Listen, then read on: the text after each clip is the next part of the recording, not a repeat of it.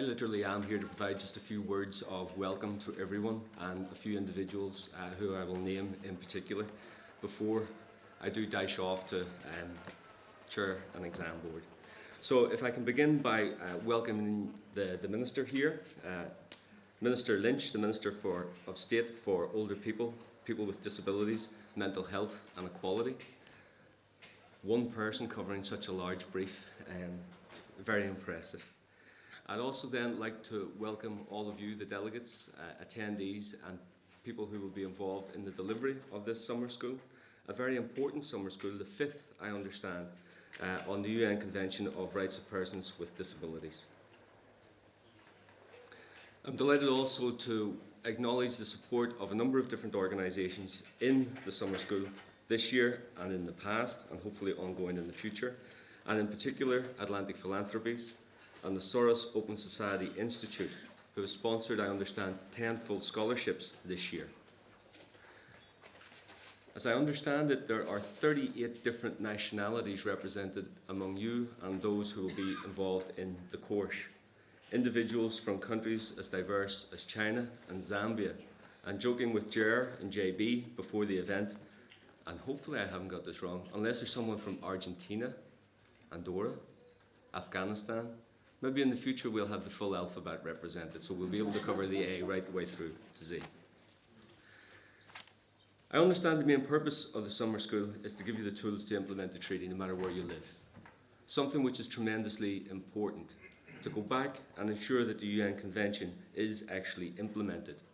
So the training that you will be receiving is important, not just to you, but to the people who you will take that training back to. Hopefully, however, it will also be enjoyable. I understand that there will be, for example, a moot court as part of what you're doing.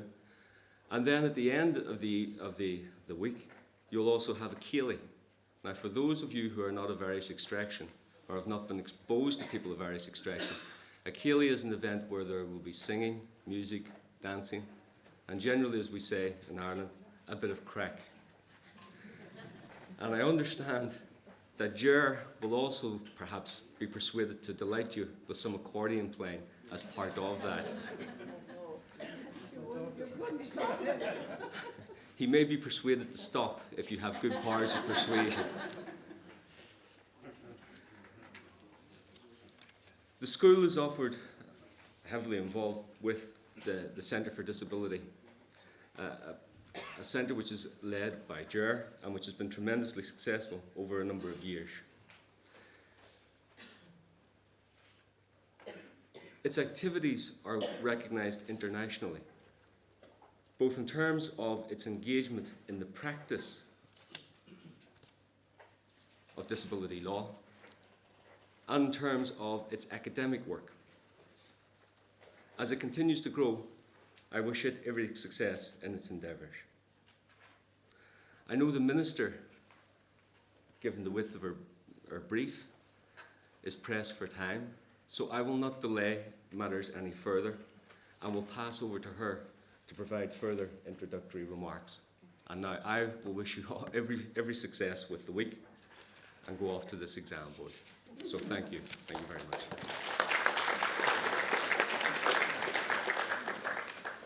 Thank you, Dean. That is great to see you, and good luck with the exam board. Now, Minister, do you want to speak next, or are we happy just to go with the running order? We're happy to go? Okay, great. So what we have to do is, as usual, we have to have some housekeeping. Okay, Elaine, are you around for some housekeeping? There you are. Gerard, wants you to give some housekeeping. Morning everyone. Just as a few housekeeping rules, as usually I do this. So the emergency exits are the door you came in here. There's one up to the right here and two doors at the back. The bathrooms are directly outside of the room here, and we also have wheelchair accessible bathrooms. We have Wi-Fi codes at the registration desk if you need them. If any of you have brought flyers or leaflets from your organisations, please feel free to leave them on our desk, or we also have pin boards if you want to pin stuff up. And also, you know who I am now. If you have any questions, please come to me. And I think that is everything, and I'll pass you over to Gerard. Great stuff. Thank you, Elaine. Okay, well, Now that we're officially open and begun, so the serious stuff begins. And there is no better person to start us off than really the heart, soul and the inspiration of this centre, let alone the school. It's just wonderful. It's wonderful, Gerard, what you're doing, and it just gets bigger and better all the time. And I think it's such a credit that this is the 5th year of such a valuable and successful school. Now, I am going to read out a little bit of your bio, just a little. Gerard Quinn is the director, well, he's the director, sole and founder of the Centre for Disability and Law Policy at NUI Galway School. His specialisation is international and corporate disability law and policy. He's a member of the Irish Human Rights Commission and helps coordinate the work of the National Human Rights Institutes worldwide on disability issues. He led a delegation of Rehabilitation International during the UN Working Group and elaborated the basis for the new Convention on the Rights of Persons with Disability. He was also being appointed to the Council State by our President in 2012. But for us, Gerard is, you're the bomb. So welcome, Gerard Quinn.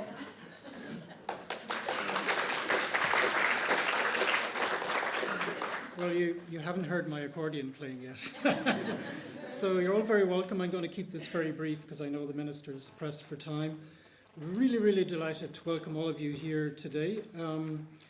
There's 38 nationalities in all represented, and I was just reflecting 15 or even 10 years ago, this wouldn't have been possible. So I think we all know that the UN Disability Treaty has really unleashed a global tide of change right throughout the world. And although many of us here speak many different languages, I think we're now beginning to speak the universal language of the Disability Convention when it comes to disability issues. This year, unlike previous years, we've adopted a thematic focus, and the thematic focus is on voice and choice. And hopefully you'll return home at the end of the week with a broader and deeper understanding of what voice and choice means to you, in your culture, in your political and legal system, and for you personally. The convention is just a legal tool. It doesn't, in and of itself, bring about change. You do. You're the people who bring about that change. And when all the fun and the camaraderie of the week is over, and we plan to have lots of fun, let me tell you, you'll return on your flight, on your own. We hope you return connected. We hope you return feeling that you're part of something bigger than yourself. You will return connected to others who seek the same as you do. And you will return to those small places where, in the famous words of Eleanor Roosevelt, that's where rights are made real. We have a great line of speakers, presenters, chairs, etc., but you actually are the real stars. We need you to talk to each other. I'm reiterating what Caroline has emphasised. We will facilitate that. We are trying to make the modules as participatory as possible. And of course, we continue with our great tradition, which is our moot court competition at the end of the week, which is actually great fun. It's nothing to be worried about, but it's really good fun. I'm not going to belabor the obvious in terms of the content of the programme, even though I'm supposed to introduce it. You can read it for yourselves. It's on the website. It's on Blackboard, not Blackboard. What's the other thing? Dropbox. You can tell I'm not quite at that thing. Suffice it to say, we'll spend the first day setting things up.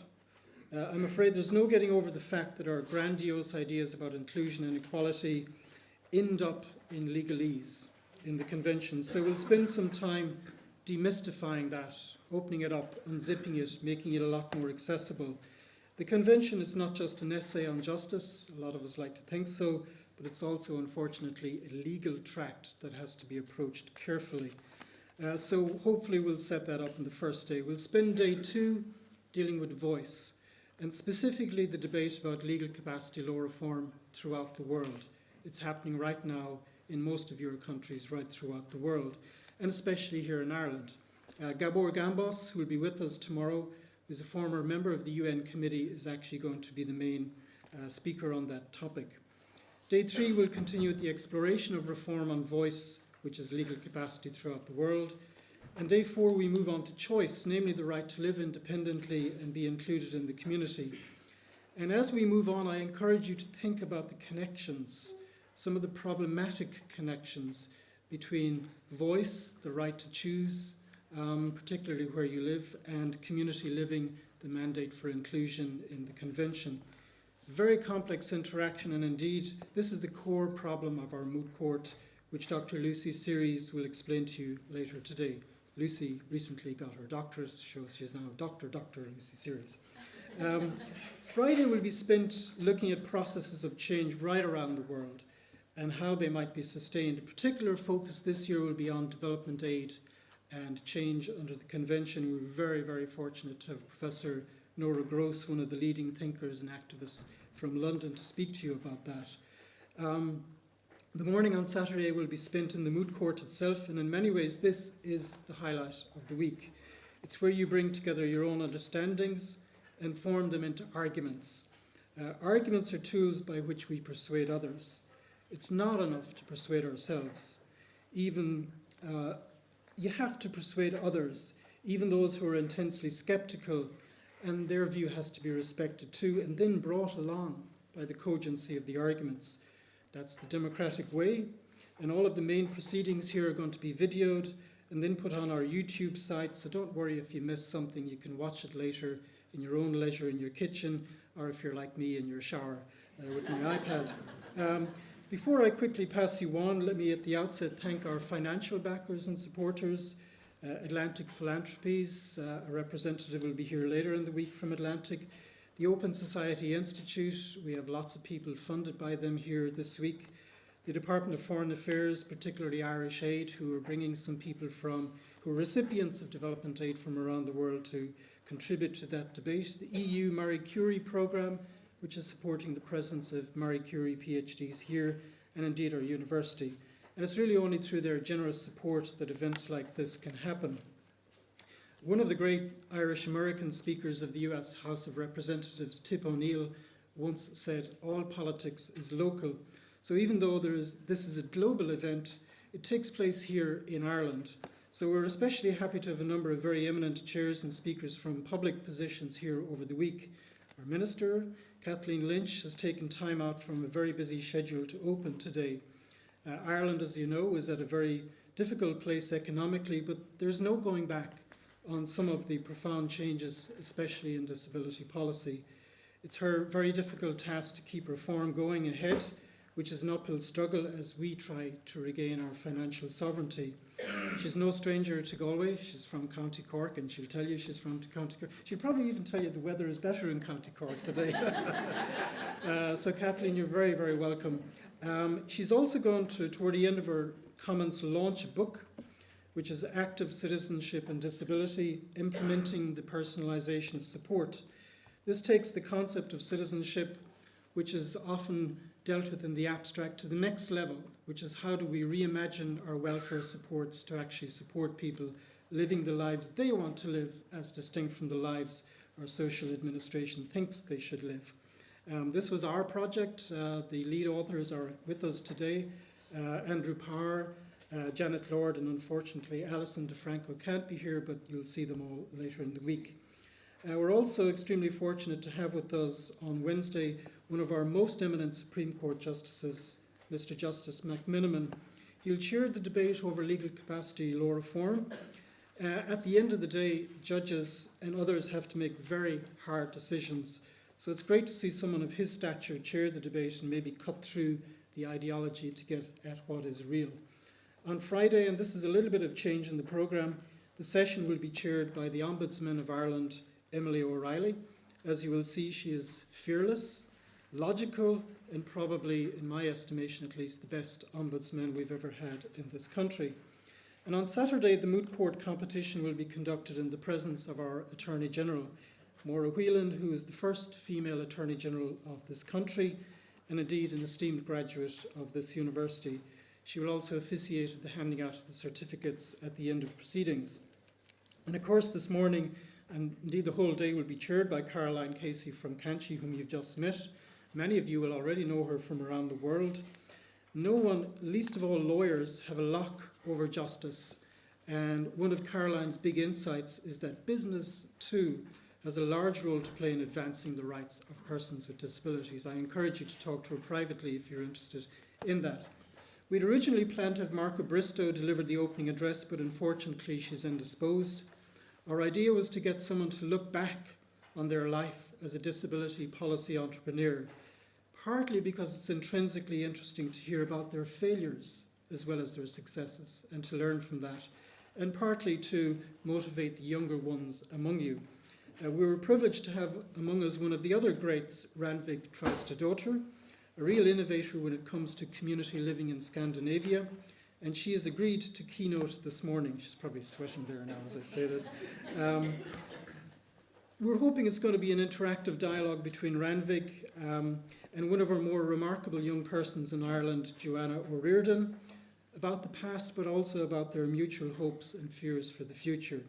Thank you both, Rannveig and Joanne, indeed, for agreeing to do that. I will leave the thank you for the many, many people who have made this week possible till later, but forgive me for singling out Elaine Keane, whom you've just met.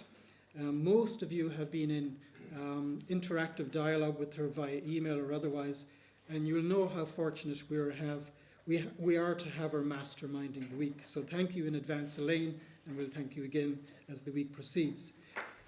Thank you. There she is.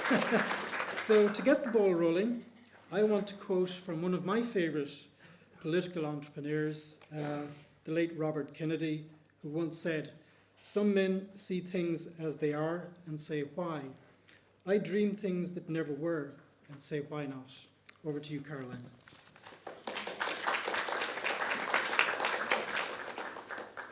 Okay, well, one of my favourite quotes of all time, because it falls in with that, I'm sorry, I'm going to have to take that on, is it's a dangerous screaming quote, and I've always used it. It still sits on the wall in my bathroom.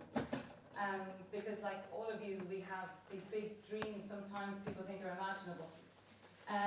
But anyway, this quote, and I think keep this, because I think this week is about being dangerous. And the quote is very simple. It's all men dream, but not equally. There are those of us who dream at night in the dusty recess of our mind, and we wake in the day and think it simply was vanity. There are other us who dream in the days with our eyes wide open, and we are the dangerous men. And the reason that we're the dangerous men is dangerous people get stuff done. So I like to think, instead of being daydreamers, we are dangerous dreamers. And this room is full of doers and dangerous dreamers. And we have to do. The time of talking is way gone, and we know that. But we have a few dangerous dreamers sitting on this panel here behind us, and I think anybody who goes into politics is certainly a dangerous dreamer. So, with great respect, I think politicians get a really hard time, and this is why I have respect for it, because I couldn't be a politician. And I admire anybody for the strength and the courage to get up and continue to fight for what they believe in. And Minister Kathleen Lynch is no exception. She's here, as Gerard said, to be our opening address, but also to launch the book. But most importantly, she's very, very dedicated to her very broad brief, as we heard Ciaran say. And her career in politics actually began back in 1994, when she was first elected to the Irish Parliament for the Labour Party. She was subsequently elected again in 2002 and has retained her seat since. In March 2011, the Labour Party formed a new coalition government between the Gael Party with an agreed programme for government, including major health care reform. Kathleen Lynch is the Minister of State at the Department of Health and Department of Justice, Equality and Defence, with responsibility of disability, equality, mental health and older people. I asked her, is there anything else she wanted me to add into her bio before she came to Open, and she did like to say that she missed out on the opportunity of being Miss Cork. I don't know what that says about her, but it means she's an absolutely fabulous woman, lady, mum and politician, and we are delighted to have her here. Thank you.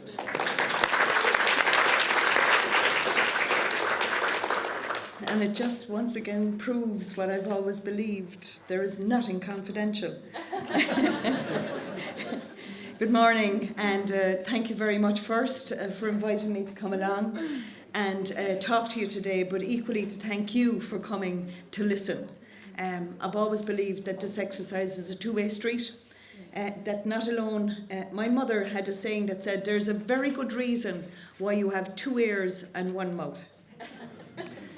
You should listen twice as much as you speak. Unfortunately, in politics, that's not what we do. And could I just say that the quote about Miss Cork is actually not about me at all. And I told her this, of course, but then presenters never miss a good opportunity, and that's why she's such a good presenter. It's actually about my daughter who entered Miss Cork because the company she was working for had no one else to go forward. And she said, Asher, look, we'll have a bash. I mean, that's the type of family we are. We'll have a lash off it, sure, we'll enjoy it on the way. And every time now she gets more than 3 drinks, let's say. And she talks about Miss Cork. A friend of hers says, I know that at that point it's always the case of taxi. And we talk about her in the context of, you were robbed. You were robbed. She wasn't. Thank God she didn't make it. Could I just say that I'm absolutely delighted to be here, and I suppose I talk in this way so freely because despite the fact that Gerard Quinn and his particular department is internationally recognised and is one of the leading lights in relation to disability, the law, implementation, the UN Convention, it doesn't have that feel. It always has the feel of comfort, generosity and welcome. And those of us who came to the field in relation to the law and implementation and the UN Convention, when we needed to learn about what this was all about, his generosity of spirit and his welcome embrace, and he's not your typical academic. You'll find that out during the week. I mean, typical academics start from the premise that you know as much as they do, and so therefore you end up knowing nothing.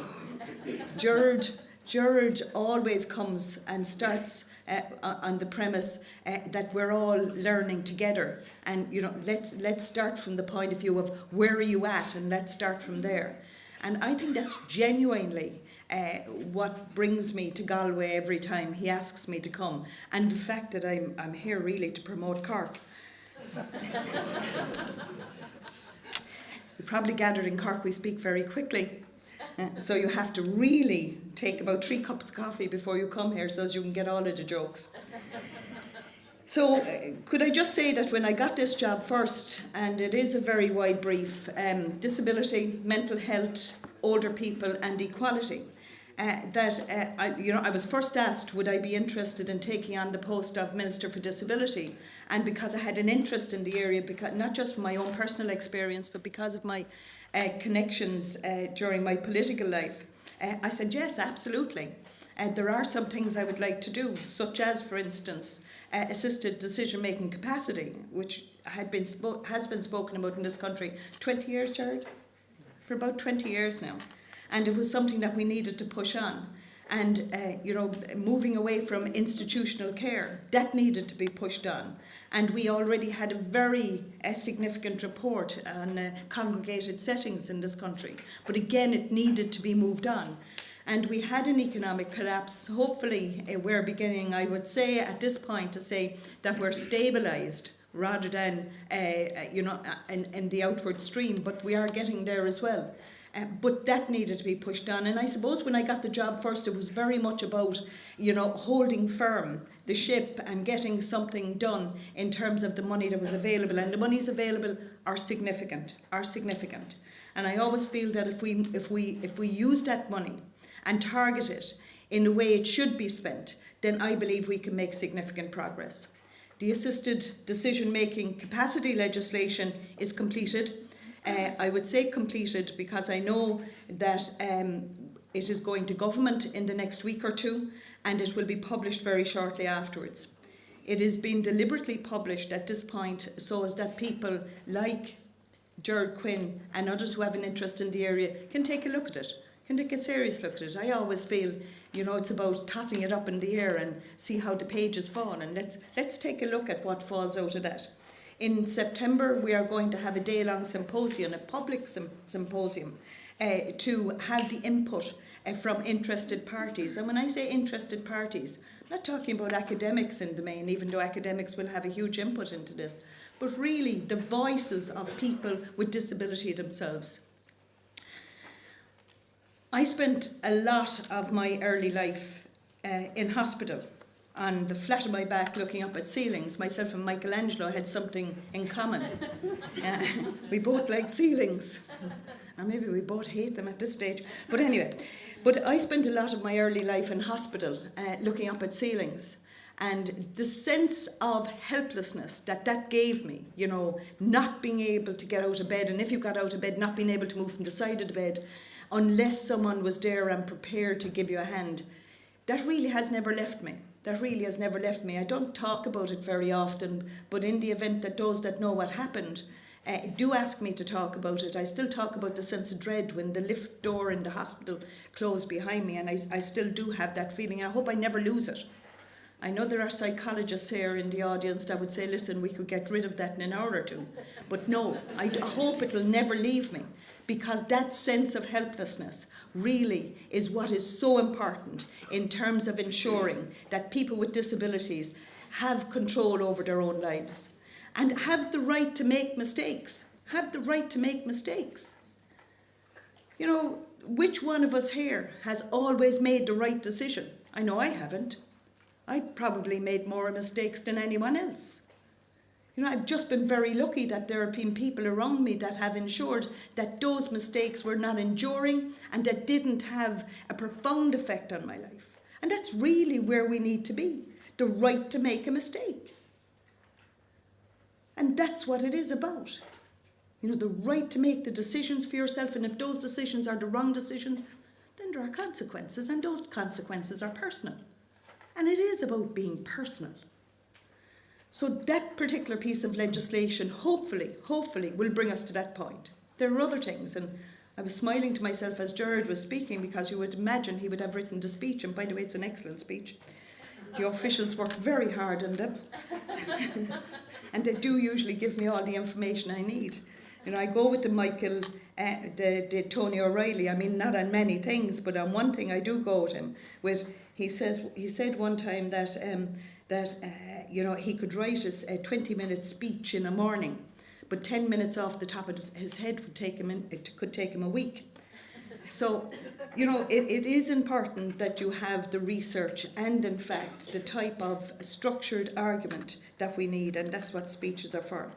We also have a housing plan, which we launched last year, and that housing plan is to ensure that people with disabilities, and I include physical, mental, visual, all of the disabilities, that they now have a right to have their needs assessed in relation to housing, and whether that's social housing or otherwise, then they have a right to have that now. And again, accessing that right will be hugely important, and this summer school will give people, if you like, the knowledge and the courage and the information in order to access that.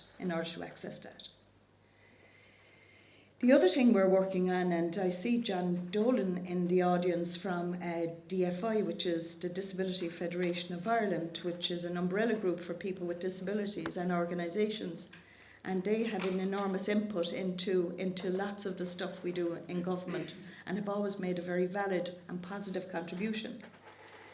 We discovered in the implementation plan of the disability strategy, which there wasn't any when we came to government. I couldn't understand why the disability strategy really had kind of stalled, and you know, it wasn't, you know, everyone said it was the economic circumstances, but in fact it wasn't an implementation plan. And a guy came into me the first week I was in this job, and he says, you know, we're very good in Ireland, he said, you know, at the research and at the glossy brochure. It's the piece in between, the implementation plan, the roadmap, that we're not good at. So we decided to put in place an implementation plan in relation to the disability strategy. And we have, as I say, the housing, we have the transport, we have all of that. We have all of that on paper. There was a big, huge hole in the middle of it, and it was employment. And somehow or other, there are certain groups in government, who somehow don't feel that disability has anything to do with them. Oh, you know, transport, oh yeah. For people with disabilities, you know, transport came around, and transport, you know, has been very, very good. But employment now, is it social protection?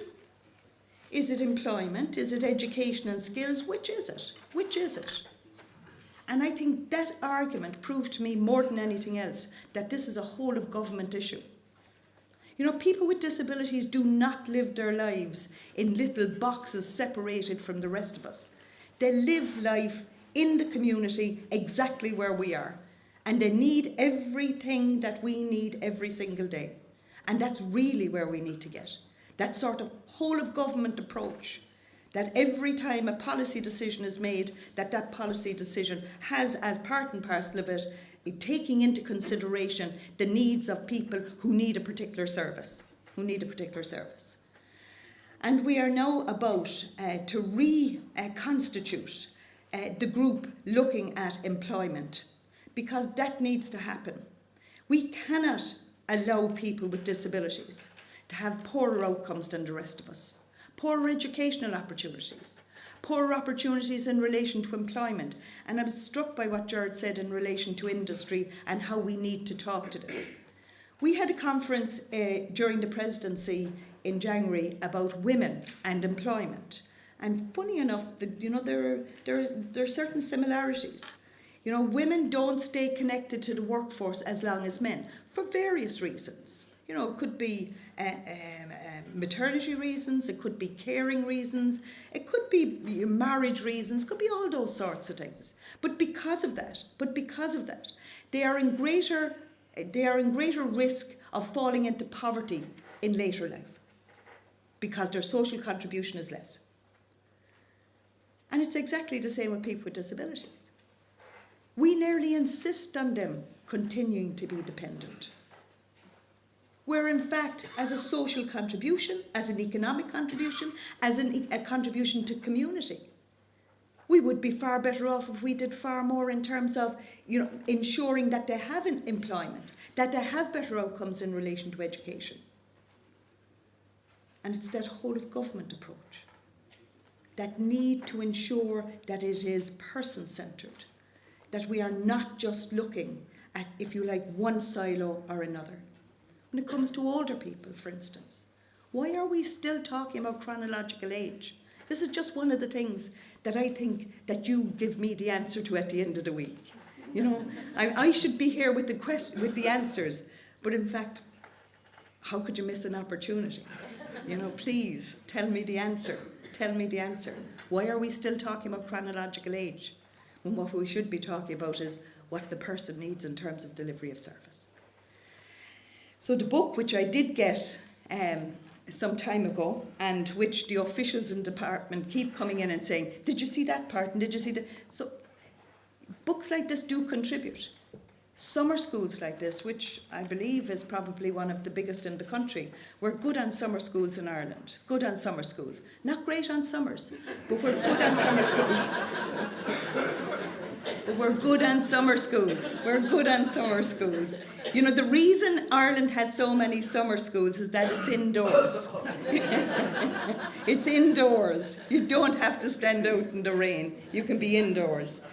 So the book, this summer school, if you answer some of the questions I've asked, this summer school, this book, Gerard Quinn's department, his continuous engagement will in fact contribute to how we deal with all of these issues in the future. It will make us think. It will challenge us. I always say that we should, and I get this from my involvement in terms of the women's movement. We always insisted in the women's movement, didn't quite achieve it, maybe sometime, but that you should be gender blind. Shouldn't matter. When you're employing people, shouldn't matter. Maybe we should become disability blind, recognising that people need supports, recognising that they need certain additional supports in order to do other things. But apart from that, we should be courageous, we should be revolutionary when it comes to what we do. So there are the questions for you. I'm delighted to be here to launch the book. It is an incredible book. It does do what it says on the tin. It does. It really does all of that.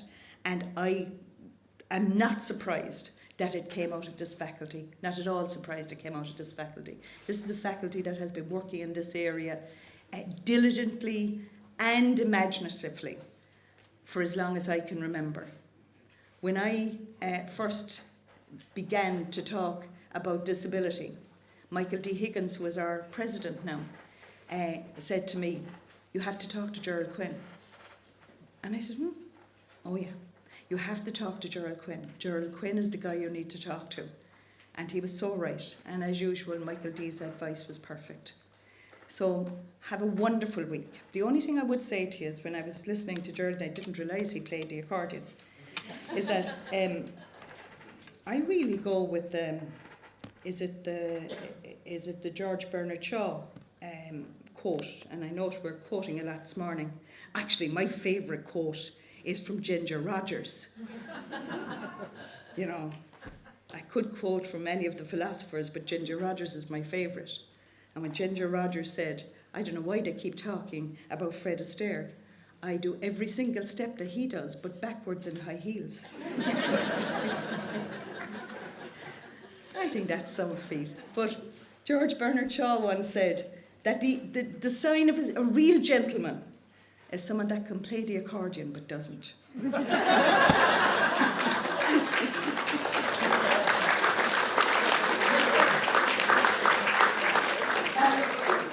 be okay if we ask Janet and Andrew for the launch of the book to come down and have a photograph? Janet and Andrew, are you around? I can't see you, obviously. Can you see? Perfect. Great, thank you. Yeah.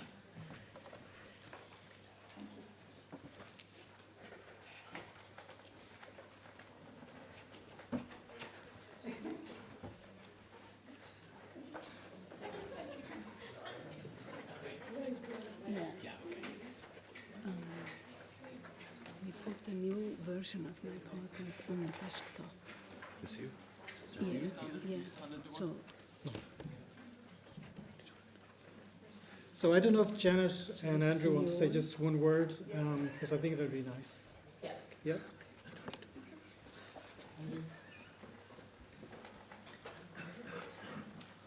Thank you very much, Gerard, and thank you very much, Minister, for the launch of this book. And it's a great opportunity to combine the book launch with the start of this summer school, because I think the two words that emerged from the summer school theme this year was voice and choice. And really they were the two central pillars behind the work on this book in terms of looking at and trying to reimagine the whole landscape of disability support, to give people with disabilities the voice to and the choice of where to live and who to live with in the community, rather than thinking about modernising services per se, but trying to think about re-enabling people in society and in the community. So I was continually coming back to those two pillars around voice and choice. And when I think about voice and how that originated within the disability community, I'm thinking about the autonomy that people wanted in having their voice. It wasn't autonomy in terms of wanting to do everything by and for themselves, but it was autonomy in terms of having the choices in the important aspects of their life and how they wanted to live their life. So I'd really just like to take this opportunity to thank Gerard for an amazing opportunity to work on the detailed case studies in this book, and to try and imagine, well, how do you actually try and implement some of these central pillars across in different jurisdictions. So thank you, Gerard.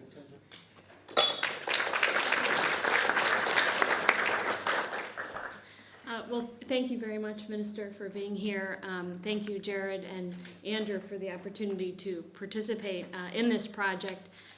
It was, I guess, the first collaboration that I was able to have with the center.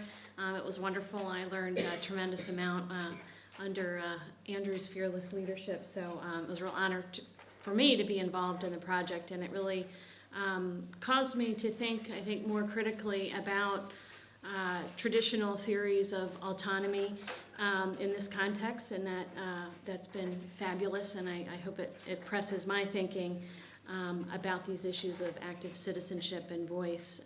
So I'm really looking forward to the week, looking forward to learning from all of you, and thank you again for having me participate in the project.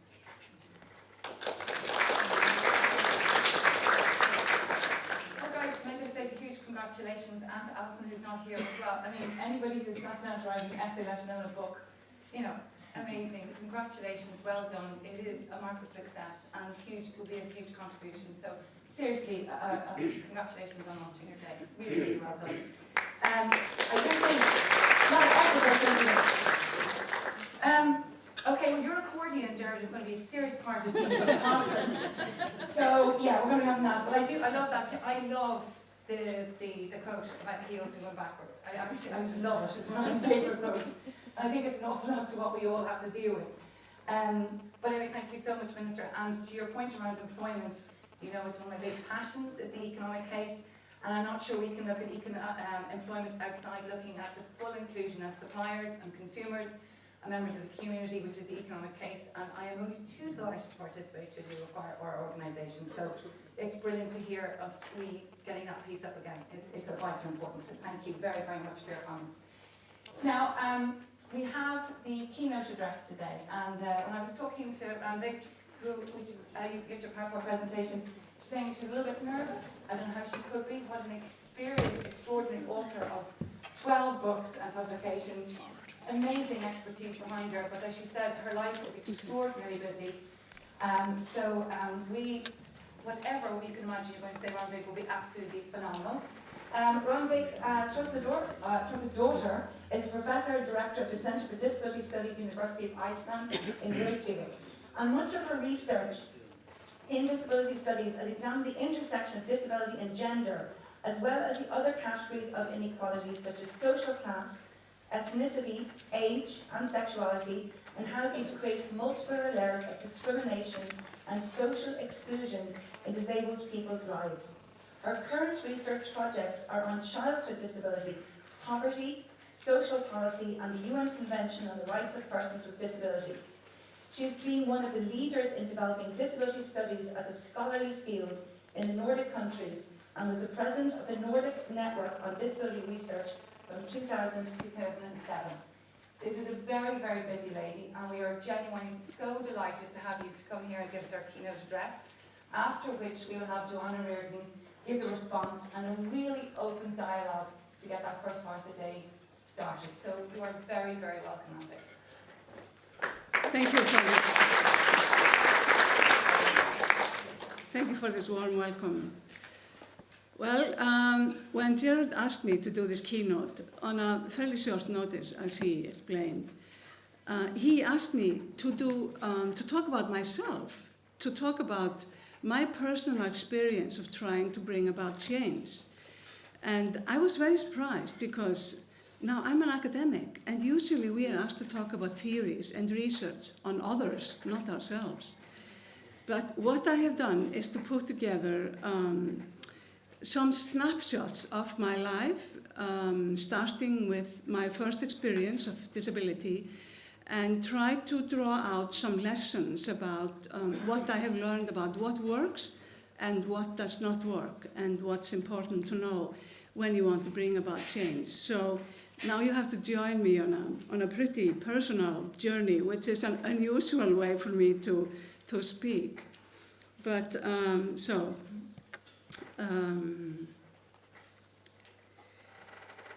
now, how did I become an activist? I've been an activist most of my life.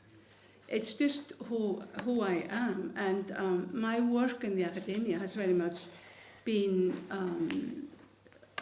influenced by me being an activist and involved in grassroots works. So I do have a number of photographs, and I will describe what's on them for those who cannot see them. My first slide says that we are all created in an historical and cultural context. We are all products of our times, whether we know it or not. And in my family context, I grew up with a disability in the family. And in my first slide here, you see a picture of my parents. And my parents are Trausti Pálsson and Guðrún Ágústa Guðmundsdóttir. They're all dressed up to go. They are going to reception with the president in Iceland at the time. This is taken in the early 60s when I was a child. And the reason I show you this photograph is that around this time, my father had a very serious work accident. He had a high voltage electric shock from a high tower, and he fell down, and the electric shock left his nervous system just really mangled up, and he was partly paralyzed from the fall. And having eventually 6 children to feed, I was the oldest, he became very depressed about not being able to properly provide for his family, which was very much the role of men of those times. So I've always grown up with disabilities since really I remember, but I never made this really connection with my childhood until much later, after I had been in disability for a long time. So besides this close family context of my life, I grew up in the 60s, and there was a much wider social and political sort of issues to deal with in the 60s, which started with the student revolution, and it was really a worldwide escalation of social conflicts, predominantly characterized by popular rebellions against military, against patriarchy, against capitalist and bureaucratic elites. And this was the birth of the high point of the civil rights movement and the women's rights movement, and following that came other movements, the disability movement, the gay movement. And all of these movements, they were trying to fight oppression and demanding equality and human rights for all. I was very, very much like those of us who grew up in this era, influenced by this, and was active in particularly feminist and disability circles. And why do I raise this? Yeah, now, 50 years later, we have the same social context, which I do hope will radicalize us anew. In the 60s, in the disability field, we had an ideology called normalization, which really guided our way. Now we have the convention, which should guide our way.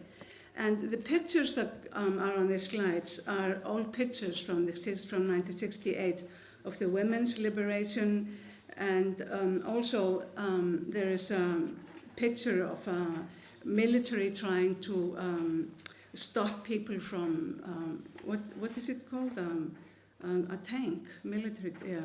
It's a big war machine that's there trying to stop the protesters. So this is the context I grew up in, and this is the context of how and why I became an activist in not only in disability, but disability is the field I worked mostly in. So when Gerard asked me to do this keynote, he said, it's really important you tell them of failures, not just of success. We need to learn about what does not work. So I'll start with 2 stories of trying and not succeeding to bring about much change. Now, here you see a photograph of the state asylum for the feeble-minded in Iceland. These are the terms that were used in those times. This picture is taken around 1960, and this was my first encounter with disability outside the family. A friend of mine, she suggested we would get a summer job at the asylum. And I was only 15 years old, and this was 1966, and this was before normalization came to Iceland. And this was when this institution was fairly new. It was established in '52. And the grounds where it was built was former a leper hospital. So you can see what kind of images, what place was seen as proper for people with primarily intellectual disabilities. You can see it's like a small village. There are no big buildings. Iceland is a small country, and you could say that one of the problems in Iceland was that, and the Nordic countries, was that institutions were never very big and never terribly bad, as in many other countries. So it was harder to fight against them. But this was my first encounter with disability outside my family. And here's another picture. It's the same photograph in the background, but inserted in these pictures is a photograph of a young man who's wearing a straitjacket. It's a white jacket, his hands are tied behind his back. And when I first came into the institution, this was seen as quite acceptable for people who were violent or who ate things they shouldn't eat or whatever. So not everyone was in straitjacket all the time, of course, but this sort of gives an image of what this institution was like. However, even if I didn't like the institution very much, I liked the people who lived there. And I went for a 2-year training as a care worker at this institution. And I really wanted to change it. I struggled very hard to try to change things in this place. The years I were there, from 69 to 71, after I finished my training. And on these pictures are grown men in a garden outside the institution, and they are in a children's playground, which was very common. People with intellectual disabilities were seen as eternal children. And there's another picture of probably a teenage girl who is not very, very happy, and she's probably too drugged to be able to really function properly, which is very common in the institutions at the time. These 2 pictures are not from Iceland. They're from the Burton Blatt collection, which he took a lot of pictures exposing the institution. So what did I learn from this experience? Well, I learned that you cannot change the institution on your own. I was pretty much on my own. I mean, there were other people who didn't like what was going on, but, I really didn't have many allies. And the management of the institution really didn't like me. They didn't like me at all. And, you really also, you need to organize, and you need to have a plan. I didn't have a plan. And you need to have a vision and a knowledge of, so what else should it look like? And I really didn't have that. This was before normalization came to Iceland. I just tried to make life better for the people who lived there. I tried to get toys for the kids, but it didn't make a dent, really, except in the everyday interactions between me and the people who lived there. And I didn't have any resources, and by my God, I was 20. I didn't have any authority. And no one really listened to me, and I did not have respect. I was seen as one of the hippies of the time. So this was not the place where, I tried incredibly hard. I think I lost 10 kilos in my struggle there, but it didn't work. So these are the lessons from that time. So next stop, I still thought we could maybe change the institution and make them better. So I went to work in a small, nice, modern, good institution where there were mostly children. It was little outside Reykjavik, and there's a picture of it there. It was like a small village. It had a very nice thermal swimming pool, and it was a very different feel than the bigger, older institution. So still, there wasn't really much for the children to do. There wasn't much programming. The older people, they were not only children, the older people who were like 20 and older, they did a lot of hands and crafts, but the kids really hadn't much to do. So there was a new director who came to work at this institution. The other director left to head up another disability program. And there was a lot of young, new staff, and we all shared the vision of doing something better and nicer, and particularly to have some more education and training program for the children, so they wouldn't sit around all day and sort of bang their heads and be bored. But we didn't have the board with us. The board was a collection of old people. Some of them were so old they had to be sort of supported to be able to walk into the to board meetings. And you can see there's another picture there. It's of the children who were outside the institution. And these are actually the children who were there when I was there. They're now more than middle-aged. But I still know some of them. They're sitting on the ground there, not much to do. So we decided that between 8 in the morning and 4 in the afternoon, all the children would be in small groups with 2 people. They would wake the kids up, give them breakfast. They would go and do activities together, like school-like activities, hands and crafts, go for walks, so same people all the time. And we thought it was excellent. We were really, really proud of what we are doing. We sort of reorganized the whole thing. But the board didn't like it. They banned us from doing this. They even sued the director for spending too much money. So this attempt, even if we were all of us except the board really focusing on doing this, it didn't. It did fail. And the parents supported us, but in protest, at the end of this trial, almost all of the staff left in protest. It was incredibly emotional, incredibly difficult. And I'll tell you about some of the lessons I learned from that. This was sort of when I really became seasoned in activism, was with this group of people trying to change this place. So what I learned is that resistance to change is really unpredictable, and it can be very unexpected. It was very unexpected that the board had such resistance to this change, which was clearly for the better.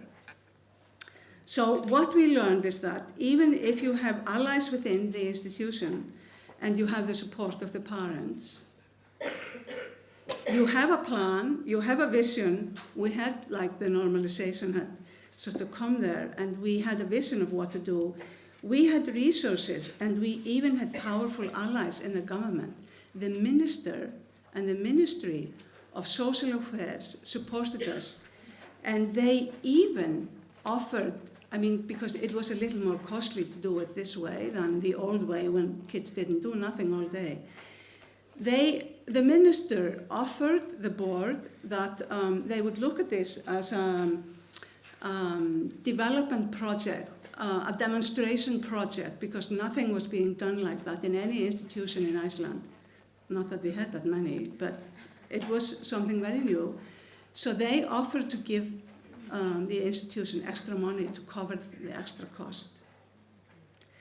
So we had money, we had all the good reasons, we had justice on our side. We had everything on our side, except the board.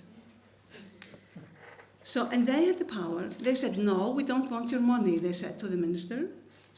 And, there are still powers that can stop you.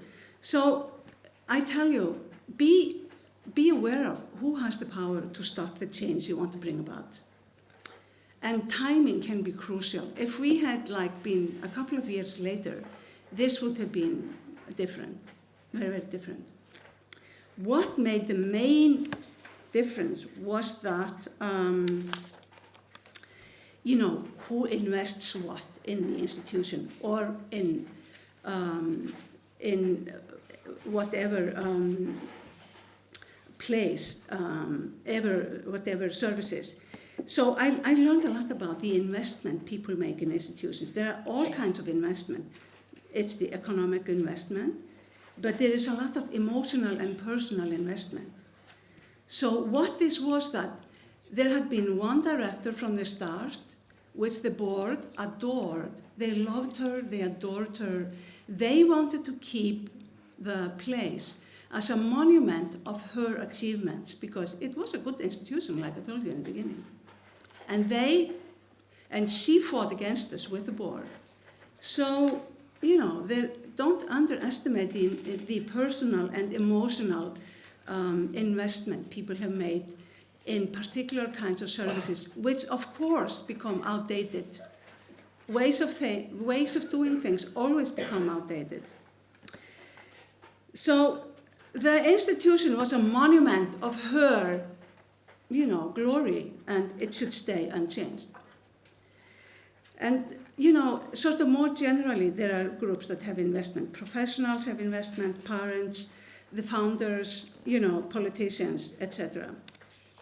And strongest investment make really people gloss over horrors and deny inhuman treatment. It was inhuman treatment to have the kids sit around and do nothing most of the day. But because they had so many other investments in that institution, and they weren't there during the day either, the board, so they just glossed over it. So my conclusion here is that there are strong forces against change, usually. This institution, and for that matter, all kinds of other services that desperately needs changing today. So I hope you get some lessons for change for today, because we still have a number of institutions, and even some of them are even seen as good. But I tell you, at this point, I started very seriously to doubt if you can change an institution. So more lessons I learned there was that, if you want other people to listen to you and your arguments for change, you need to be knowledgeable about your cause. It's not enough to just having a burning desire to reform. You have to have the credentials to make people listen to you and acknowledge your authority. So what do you do then? My answer was more education. So in regrouping, I did a number of things in between and then going to university, which I'm not going to go into. But I decided that if I wanted to change things, I needed to know more. I needed to have better education. So I went to the University of Iceland and learned sociology and philosophy. Mostly I tried to study feminist research because there was no disability research. Only in the medical department was there anything about disability. So I had no interest in that. So, and the university was very, very isolated from the real world. But I learned a lot of good theories and, wrote the feminist papers, which not all the professors liked very much. So, and after that, I went to the place that really informed my way of being today. This is Syracuse University, and there is a Center on Human Policy there. And I was there for 6 years, doing doctoral work and all kinds of stuff. And that's where I learned disability studies. And I also did quite a bit of women's studies. And on these pictures are very important mentors, which influenced me in Syracuse. I'm sorry they're all men, but that's what the world used to be like. So now we women are taking over, as you can see, like the minister and me, and we had a whatever. So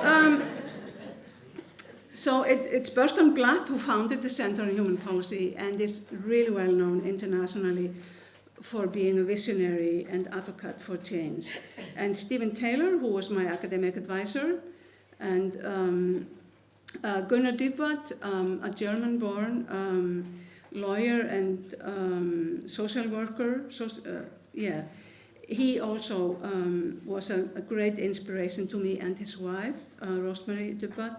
And then Wolf Wolfensberger, who was one of the key leaders of the normalization movement, I should say.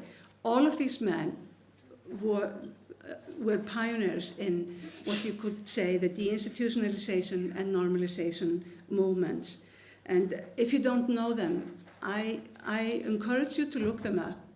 They are really very great visionaries. The only one who's alive still is Steve Taylor, but I consider myself incredibly lucky to have gotten to know them and learned from them. And so the lesson from Syracuse was that academia can be a place where people work for social change. That was not the case in Iceland. You know, at the time when I was there, at the University of Iceland, it wasn't like that. So within the academia, I met really important visionaries of change, and they advocated for change, and they were allies closely connected to activist movements. And I learned that research could be used to bring about and support change. A lot of the research that was originally done in Syracuse was, exposing the terrible conditions in institutions and to try to get them closed. But also, when I came there, they had focused their view and attention to the community. And I took part in many studies, including one which identified and studied what we call promising practices, which were community services that were identified by disabled people and their families as helpful and empowering. And we wrote these up and critically analyzed them, and then we published them just really quickly.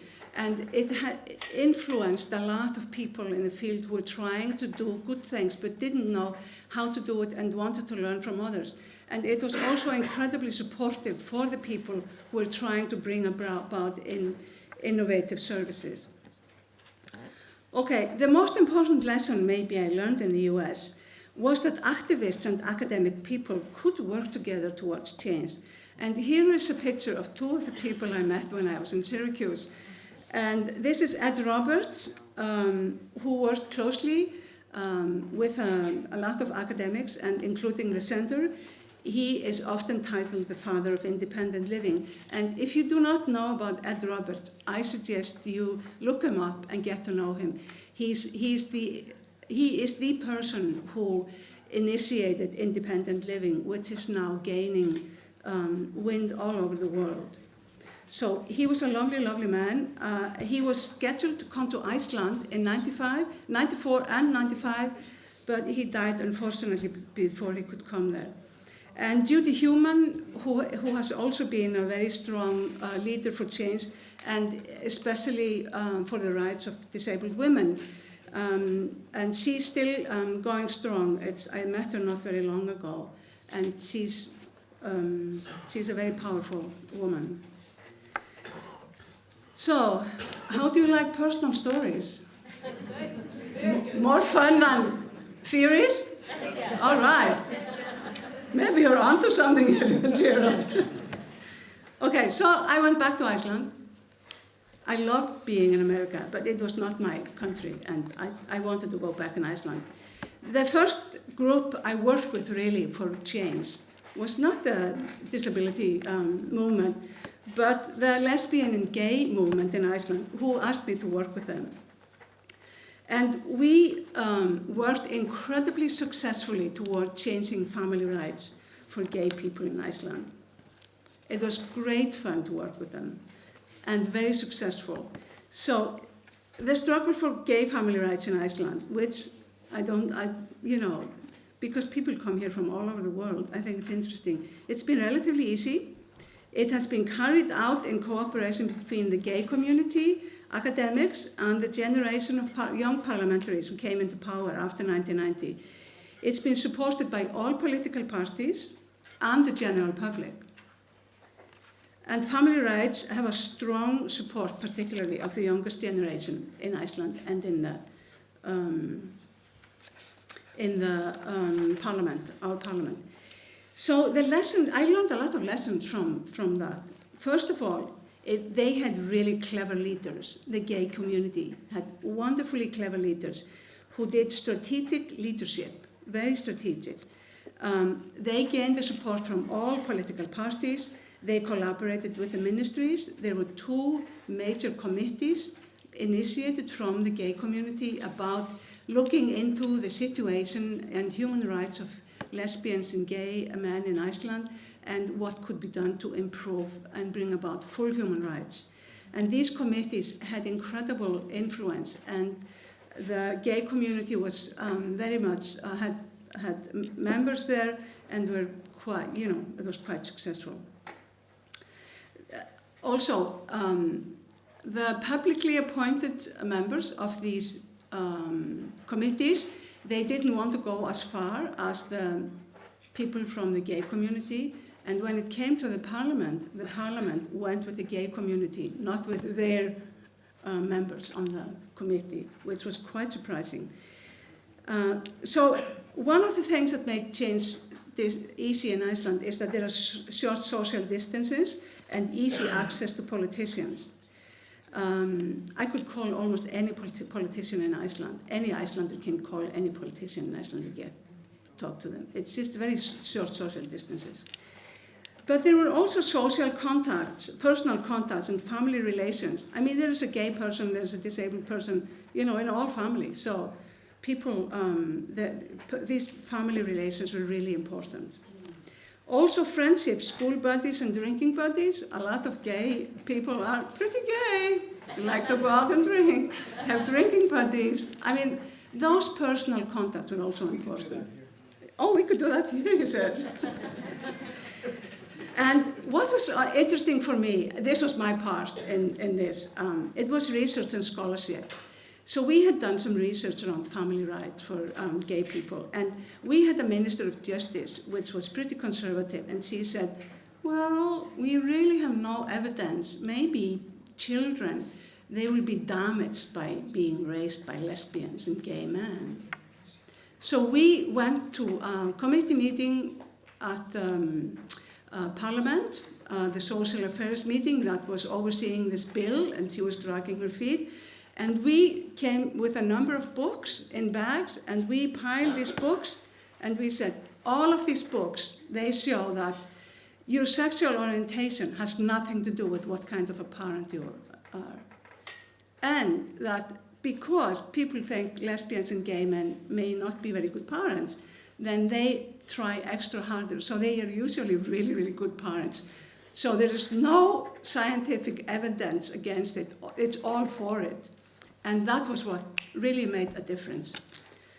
And also there was easy access to media and easy to get information out. So this is a success story that was finally. Okay, so I'm running a little over time here, I think. So we established disability studies in Iceland in 2003. And we tried to create alliances between disabled people's movement and the disability studies in the 1990s when I first got back. But mostly disabled people's movement in Iceland was not very open to disability studies or new ideas or understanding about disability. The disabled people's movement did not prioritize research, with an exception of few individuals actually. And it was difficult to attract disabled people to disability studies, and they were not very interested in collaborating with us. And the reason was, of course, that traditional research has viewed disability from an individual and medical perspective as a negative aspect of human diversity and as a personal tragedy. And the researcher had often in the past taken non-critical stand of scientific objectivity and thereby recreated, studied like conditions in institutions from a non-critical perspective, and then reaffirming pathological understanding of disability and disabled people, and then legitimizing discrimination. So no wonder disabled people were suspicious of people who said, we're doing disability research, we want to work with you. So it was quite understandable. Another conflict is that disabled people's organizations want small-scale practical studies that support political activism that is they want to fight for at the time. But academics want to, and are expected to, and we really have to, do studies that are large-scale or in-depth, studies that are done in an international context and collaboration. So, and small-scale practical research does not count for much in the academia. So there are conflicts there. So the lessons I learned was that it took us a long time to build alliances with the disabled people's movement and earn their trust. But I also learned, and I mean it was my conviction from the from the beginning that collaboration is essential and will benefit both academics and disabled people. Activism without sound knowledge is not effective. Not effective. Disability research without being grounded in disabled people's lives, it's really a joke. So we really need each other. We have to work together. So today I happily can report that we have a very strong alliance with the disabled people's movement, and my comrades in Iceland will recognize themselves and other people in these pictures. Since the sort of I don't know how you say this. Well, we have a strong collaboration now, and disability studies, and between disability studies and the disability movement. And we collaborate on research projects. This is one of the conferences we had recently with politicians. We had parliamentary politicians, and we asked them to come and say, so what will you do about the convention if you will be elected? So they all had to make, so that we will support the convention, we will ratify it. And so we have worked really closely now lately about implementing the CRPD in Iceland. I just want to finish, and I'm sorry I'm like 5 minutes over time. I just want to finish on one interesting, important note. It's about what I have found is one of the greatest barriers to change. It's cultural images. And I'll show you an example from Iceland.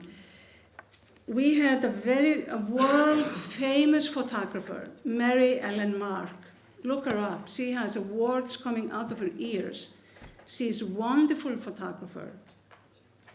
She came and she took pictures of disabled children in special schools in Iceland. And she had an exhibit in the most respected museum in Iceland, the National Museum, an exhibit of picturing these disabled children. And it was called Undrabarn, which means really wonder child. And Undraland is like Wonderland, like in Alice in Wonderland. In English, it was called extraordinary child, which is a term used by cultural disability scholars who look at freaks and people with unusual bodies. And these two pictures that are on this slide, they are the pictures that are used on the website of the National Museum to promote it, because you can ask, it's a travel, you can ask for it to be put in your neighborhood. And the first picture is taken from the swimming pool. It's a girl who is like a water fairy or something, floating around, dreamy-eyed. She's really in a wonderland. She's in some other world. And this is sort of really promotes an image of disabled children as different in their own world and sort of floating around in wonderland, not belonging to the world we usually know. The other picture is of 3 children with very strange costumes, mimicking animals and flowers, which is very common imagery that especially people with intellectual disabilities are seeing more. I mean, disabled people are called vegetables, or they're not quite human. I mean, this sort of promotes that kind of image. The other thing, anyone here who knows freak photography, and Diane Arbus, a very famous photographer, made world famous by her freak photography. This could be one of her pictures. So it's a reference to freak photography. So this was an incredibly problematic, recycling of old stereotypic images of disability and disabled children that legitimize and justify exclusion and discrimination of disabled children. Everyone in Iceland loved it, except me. And a few, some disabled people, but sort of the elite loved it. Oh, and she's so good, she took pictures of these, poor kids and whatever. This is how This is why it's so hard to bring about change, because we get re-fed with these old stereotypes all the time.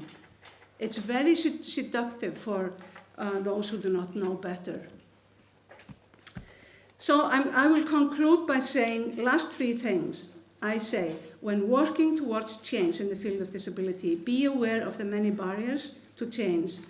I think there are more barriers to change with disability than with any other marginalized or powerless group. And I've worked with a lot of groups that I haven't talked about here. And why? Why is it so harder to bring about change in disability than with other groups? For example, the gay and lesbian group. It's because disability issues are tied up with powerful service systems, powerful professional groups, benefit schemes, medical authorities, drug companies, and other powerful forces. These are not the same forces, for example, in the gay community. That is why it was much easier to bring about change with the gay and lesbian community than with disability. And I also want to tell you to be aware of the strong, negative, degrading cultural stereotypes and images of disability in literature, film, art, and media. And I think if we are going to make any changes, this is where we really have to focus our energy in the future, and not just on services and policies. So, sorry to be over the time, but thank you. This is all.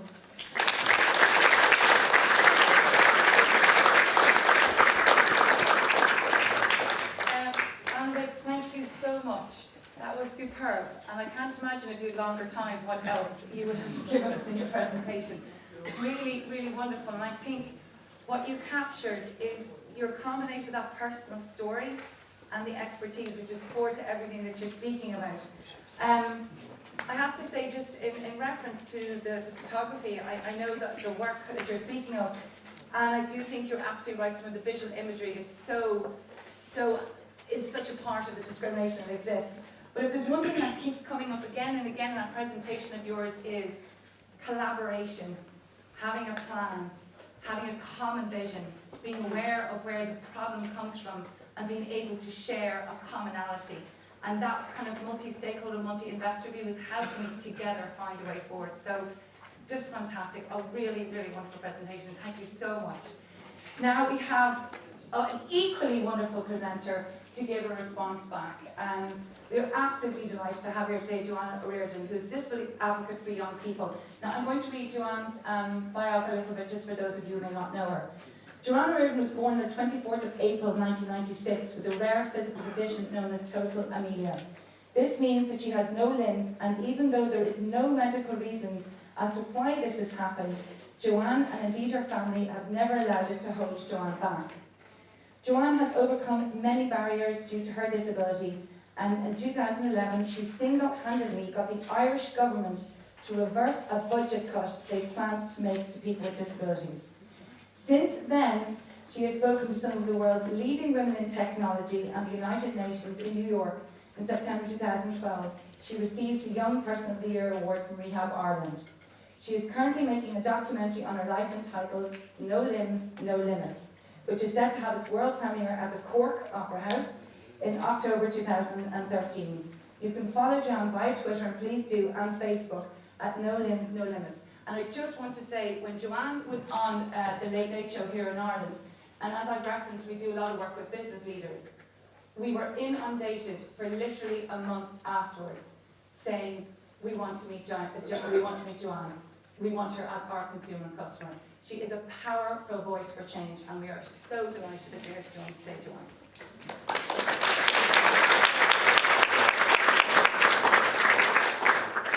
No pressure anyway after that slideshow.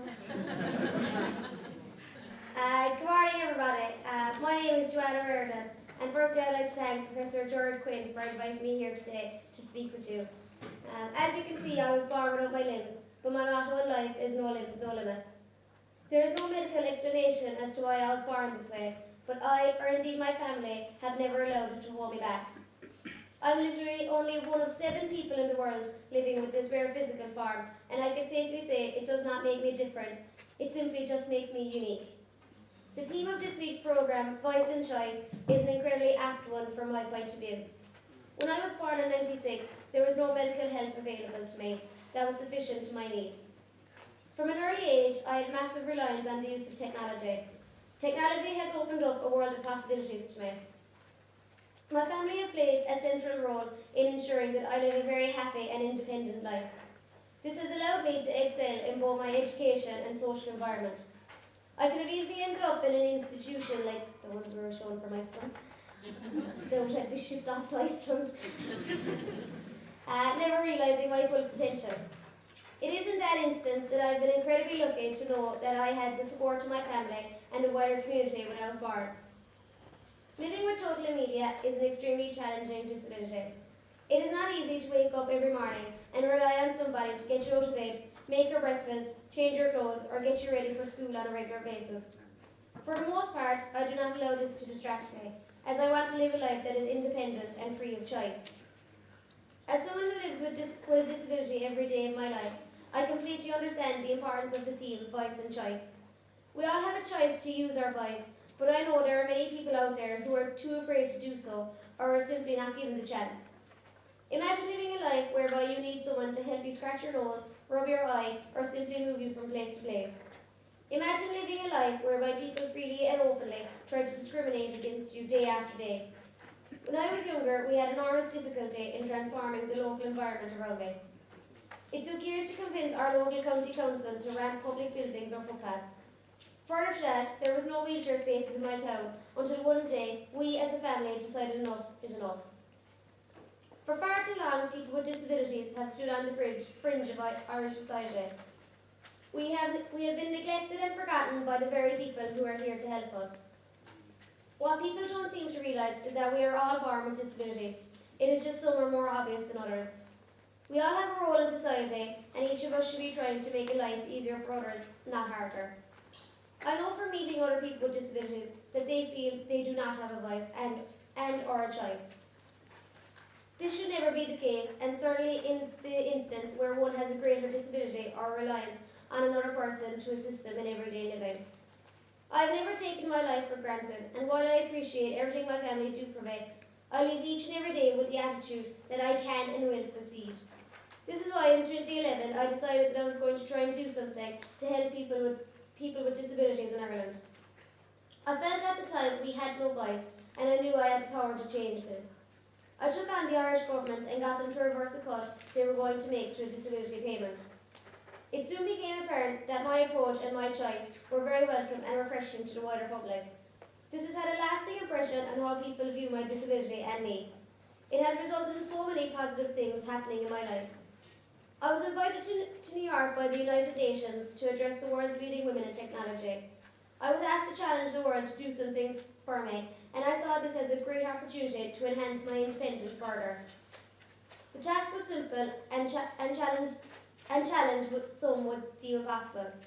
I've always wanted a robot, and I knew that this was my chance to get people thinking, and it worked. I see this robot as my hands and legs, and I see this robot as a way of giving me the independence to live a fuller and more rounded life.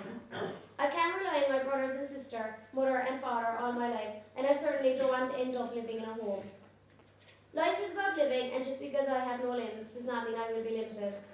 Lots of people seem to think that if you have a disability, you should be seen and not heard. They think that we sit in a corner all day, every day, watching the world go by, pretty much voiceless. I can certainly say that in my life, and I hope in the life of others, we do not allow this false perception to take over. As a society, we cannot become complacent, and we need to ensure that every citizen, not just in Ireland but across the world, is treated with the same level of respect, irrespective of their ability. We should be empowering every individual to be the best that they can be. We should be encouraging an ethos of independence in both mind and physicality. We all deserve a quality of life that is fair, just, and efficient. There are many challenges we face in life, but the biggest challenge I face is the fight to remain independent. Believe it or not, I can do most things any able-bodied person can do. I can send texts, tweets, update my Facebook status, and do my homework with the flick of my chin, top and bottom lip, along with my left hand, as I like to call it. I've been given the chance in life to explore the world around me, and with it I have taken on the world to make my own journey through life. Yes, there are times when I'm down, yes, there are times when I fail, but like most people, I do not see failure as a limitation. I see it as a barrier I can and will overcome. This is why it upsets me to think that people can never see beyond the word disability in order to see our true ability. I, like my brothers and sisters, play my PlayStation, Nintendo DS, iPod, iPad, and laptop. I can type, I'm so good at FIFA, it's ridiculous. I can type 36 words a minute, and for someone with no limbs, that is an incredible achievement in itself. Just imagine if we woke up to a world where disabilities were the norm, where imperfections were embraced instead of judged. My imperfections have allowed me to be a better person, a more knowledgeable person, with a greater understanding of what I want or need in life. Before I came here today, I looked up the Irish Proclamation, and there is a part in it which I feel is fundamental to how I think. It is a phrase that should be used and seen in every school, workplace, and home throughout Ireland. It says we as a country should cherish all of the children of the nation equally. The society I currently live in does not promote this value. I seem to live in a country that is obsessed with segregating and isolating people. We appear so self-conscious on what we can get for ourselves that we forget about others along the way. I can safely say that this is not a society I want to be a part of. I want to grow up in a world that is inclusive, not just for me, but for everyone. I could have easily fallen into the trap of being taken to a special needs school, but instead my family went against this. I have attended mainstream school from the age of 4. It has empowered me to know and ultimately understand that I'm not different. I'm just the same as everyone else, and like everyone else, I want to be the best I can be. Limbless or otherwise, I know that I have something to give my society, and I know that if I'm given the chance, I will. I'm glad to say I've never been excluded from any activity, and my friends have always included me in their lives. I often think how lucky I am to have that in my life. People seem to measure equality in different ways, and more often than not, it is the people at the bottom who are perceived to be the weakest that suffer the most. If we stop to think and listen to these people and what they have to say, then maybe these are the individuals that would enlighten us to a world of possibilities that has no limitations. I like to think I challenge everyone to see beyond his or her limitations. I wake up every day and think to myself, if I can do this now, what is it that I will be able to achieve in the future? We all want to live a life that has meaning and fulfillment. Some people just have to fight harder for that. This is why I was delighted to win the Rehab Young Person of the Year award in 2012. For me, it was an acknowledgement that let me understand that what I'm doing is worthwhile and people with disabilities can make a change. We all have a responsibility to ensure the laws we pass are inclusive for every individual. People with disabilities should not have to fight for the right to be independent. People with disabilities should not have to live in fear or anxiety. The legislators of our country and the people who have the power to protect us should be ensuring that any law which is passed is a progressive one that will enhance the quality of life, not take from it. In the last few years, we have seen how the Irish government has been ruthless in trying to cut mobility allowance, disability payments, special needs assistance, along with other important tools which help us to be independent. People need to stop and think of the implications that this will have, not just on me, but other people like me. I would ask anybody here today to walk a mile in my shoes, and if you read the book How Many Miles to Babylon, as my teacher would say, do an Atticus Finch and just walk a mile. And when they do so, they might realise the significance of this help. People all over the country are crying out for change, but change can only come if we allow it to. My aim in life is to help make that change, and this is why I want to become a journalist when I'm older. I see this as an outlet for my voice and the voice of other people with disabilities to be heard. Change is instrumental in allowing us all to live a life that is equal. It is such a pity that those who are elected to office or to serve as TDs cannot see this too. If there is one thing you can take away from me this morning, I hope it is this. There is no obstacle in life, only you. We all have the power to make a change. It is just that some need more help than others along the way. Thanks very much for listening to me, and I hope the Cork accent wasn't too strong.